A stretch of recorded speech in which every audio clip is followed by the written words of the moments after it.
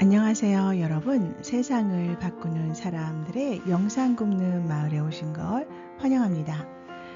오늘의 이야기는 IMF와 금모으기 운동입니다. 우리나라가 1997년 외환위기로 많이 힘들었던 적이 있었습니다. 그때 많은 가게들이 문을 닫고 또 경제력이 약한 중소기업이 간혹 가다가는 큰 기업이 문을 닫기도 했었습니다. 그래서 우리 국민들이 이러면 안 되겠다 해서 금모으기 운동을 했었어요. 그때 기억나세요? 어린 분들 같은 경우에는 기억이 안 나실 수도 있어요. 그런데 5, 60대 분들은 기억이 분명히 나실 겁니다. 우리나라 국민은 무언가 도움이 필요로 하거나 우리가 해야 할 때 역경을 딛고자 많은 일에 동참을 하기도 합니다.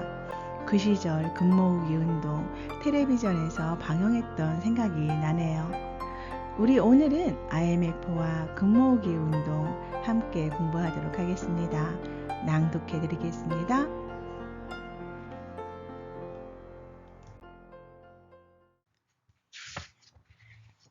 질문입니다. 우리나라가 1997년 외환위기로 IMF를 겪을 당시 국제사회가 우리 국민의 금모으기 운동을 보고 한국 경제에 대한 평가를 긍정적으로 다시 하는 계기가 되었다고 합니다. 오늘날 경제가 불안할 때마다 IMF에 대한 말들을 많이 하고 있는데 IMF를 극복하는데 정말 금모으기 운동이 큰 도움이 되었나요?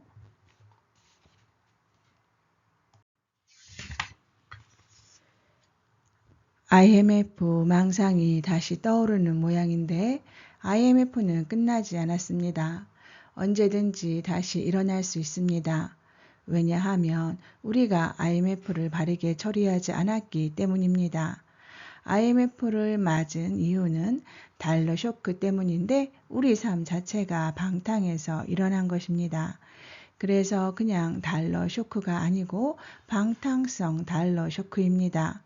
이 쇼크 사태를 맞고 난 후 어떻게든 돈을 빌려서 빚을 갚았다고 외환 위기가 끝난 것이 아닙니다.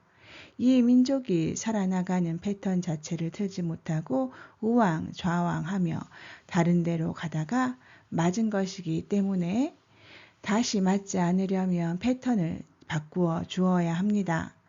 그리고 설계를 다시 하고 실행해서 풀어야만 해결되는 것입니다. 이 설계가 아직까지 안 나왔습니다. 그래서 우리가 운용하는 체제가 바뀌지 않았기 때문에 달러 쇼크가 끝나지 않았다는 것입니다.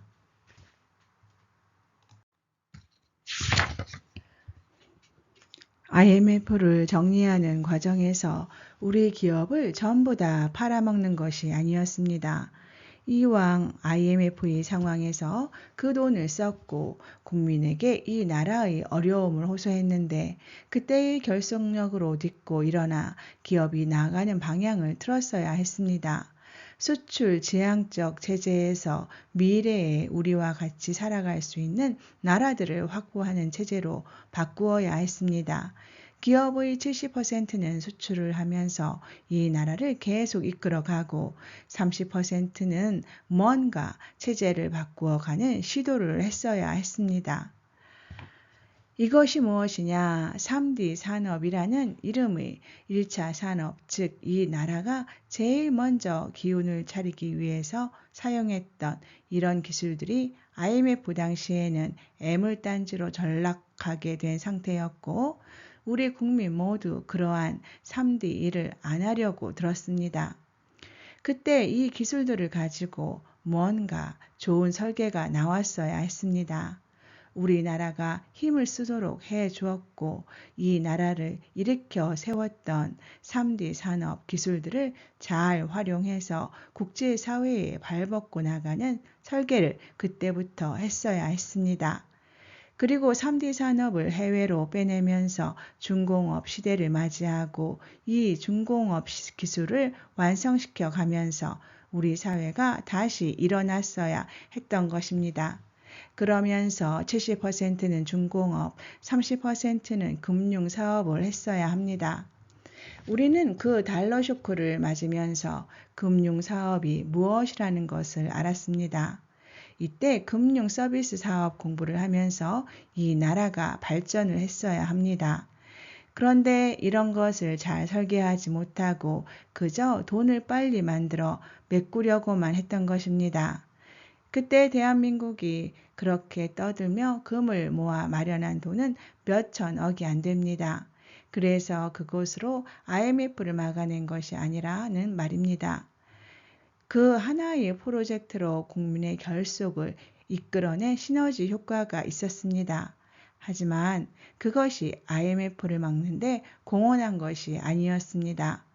국민의 결속을 국제사회에 알리고 한류도 일으킨 효과는 있었지만 경제적으로 도움이 된 것은 아니라는 것입니다.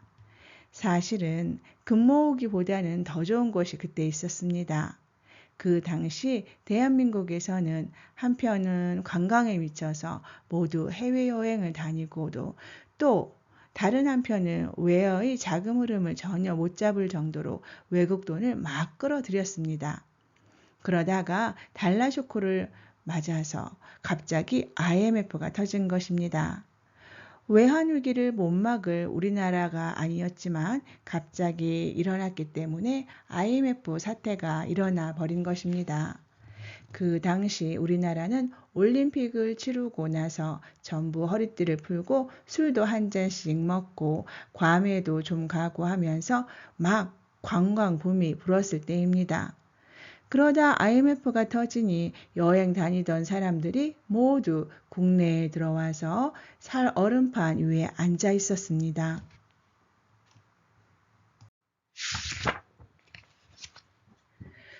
그 당시 우리 국민 주머니에서 달러를 꺼내게 했으면 달러가 엄청나게 나왔을 것입니다. 집에 달러를 조금씩이라도 가지고 있을 때였기 때문입니다. 이때 달러를 모았으면 금의 10배는 더 나왔을 것입니다. 국가의 위기 상황에서 집에 안 쓰고 있는 달러를 전부 다 환전을 해준다고 했으면 이왕 있는 것이고 또 그때는 관광 가기도 좋지 않을 때이기 때문에 달러가 전부 나왔을 것입니다. 이때 환전했던 달러를 통계해 보면 엄청나게 많습니다. 금도 모으고 달러도 모았다면 그 효과가 컸을 것입니다. 하지만 그 모든 것을 다 떠나서 우리는 위기를 맞아야만 했고 위기를 맞고 다시 일어나면서 체제를 바꿔 냈어야 했던 것입니다. 그 체제를 바꾸지 못하고 우왕좌왕하며 돈으로 메꾸면서 그냥 슬슬 덮어버렸기 때문에 눈에는 안 보이지만 속에서는 아직까지 그 여파가 엄청난 것입니다. 우리가 크게 출혈을 했다면 그만한 성과는 분명히 이루어냈어야 했던 것입니다. 그때 깨우칠 것은 깨우치고 두 번 다시 이 나라가 흥청망청하지 않고 흔들리지 않는 길로 방향을 잡았어야 했는데 덮는 바람에 그냥 넘어지게 된 것입니다. 이 사람이 거지에게 밥을 주지 말라고 가르치는 것과 같은 원리입니다. 밥을 얻지 못하고 배가 고플 때 거지는 살 길을 찾아 나서게 되는 것입니다.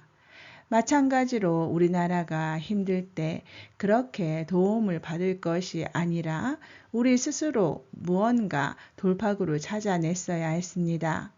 IMF는 우리에게 큰 전환의 기회였는데 그 기회를 살리지 못하고 너무 급하게 덮어버렸던 것이 엄청난 착오이고 실수였습니다. 2차 대전과 6.25를 맞으면서 그 어려운 과정을 겪고 겨우 일어났는데 이것을 해결하지 못하고 이대로 놓아두면 앞으로 더 어려운 것이 옵니다. 어려운 것은 절대 한 번에 안 옵니다. 작은 것이 왔을 때 그것을 해결하지 못하고 좀 더 어려운 것이 오고 더 어려운 것이 왔다고 덮어버리면 그 다음에 더 큰 것이 떨어져서 그냥 무너지는 것입니다. 어려울수록 우리는 깊이 통찰하고 우리 모습을 다시 찾아서 두 번 다시 아프지 않을 방법을 찾아야 합니다. 금 모으기 운동은 하나의 결속을 다지는 데 필요했던 것일 수도 있지만 이것이 경제적으로 도움이 된 것은 아니다. 이렇게 보면 정확합니다.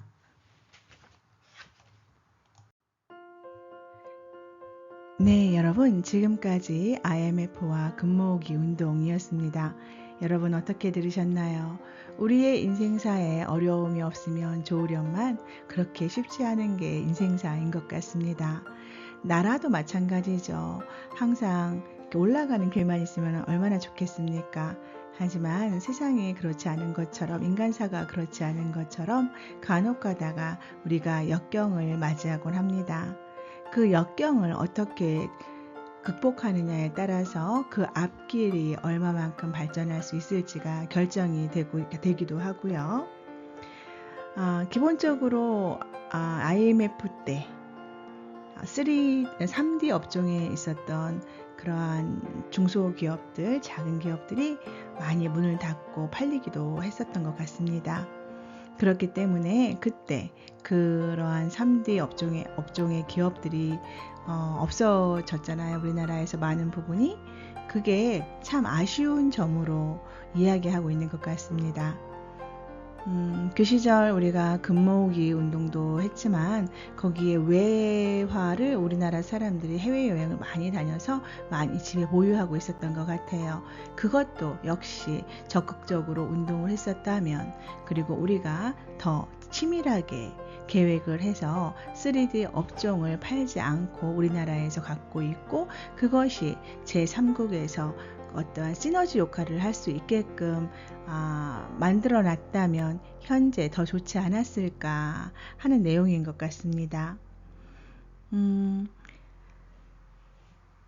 우리가 돌파구를 찾는다라는 것은 단순히 내 앞에 바로 앞에만 보고 그거를 해결하면 안 되는 것 같아요. 조금 시야를 넓게 확장을 하고 그 다음에 길게 보고 해결책을 내놔야 한다라고 저는 느꼈는데요. 그렇게 하기 위해서는 우리가 평소에 많은 지식도 가지고 있어야 되고, 전문가들이 모여서 서로 의논도 많이 교류해야 하고요. 그것이 어떠한 단편적인 답이 아니라 이게 이제 국민 앞에서 이제 토론도 이루어지고 국민의 의견도 수렴하고 이러면서 어떠한 근시안적인 게 아니라 이렇게 좀 멀리 내다보고 갈 수 있는 그런 해답을 찾아가면 어떨까라는 생각을 해보았습니다. 여러분들은 어떠신가요? 참 제가 3D라고 말씀을 드려서 좀 헷갈리실 수가 있으실 것 같은데 3D 업종 산업을 말씀드린 겁니다. 정정해 드릴게요. 네, 잠시 책 소개해 드리겠습니다. 정법 강의 더하기 노트 제5권입니다. 마라니 진정, 역근이 발행처, 주식회사 정법 시대이고요. 여러분 함께 해주셔서 감사드립니다. 오늘도 기쁘고 즐거운 하루 만드세요.